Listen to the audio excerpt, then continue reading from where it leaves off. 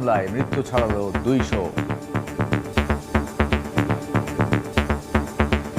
ইরানে যুক্তরাষ্ট্র ও ইসরায়েলের হামলায় বিশ্বজুড়ে মিশ্র প্রতিক্রিয়া। তেহরানের ওপর আগ্রাসনের নিন্দা তুরস্ক, স্পেন সহ বিভিন্ন দেশের। তেল আবিবকে পশ্চিমাদের সমর্থন।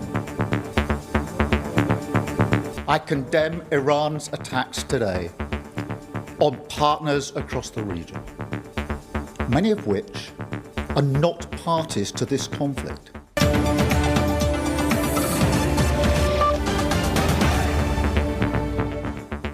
আন্তর্জাতিক সময়ের সঙ্গে আছি আমি কামরুজ্জামান মামুন। যুক্তরাষ্ট্র ও ইসরায়েলের যৌথ হামলায় ইরানের সর্বোচ্চ ধর্মীয় নেতা আয়াতুল্লাহ খামেনি নিহত হয়েছেন। দেশটির রাষ্ট্রীয় গণমাধ্যম এ তথ্য নিশ্চিত করেছে। হামলায় খামেনির মেয়ে, জামাতা ও নাতিও নিহত হয়েছেন।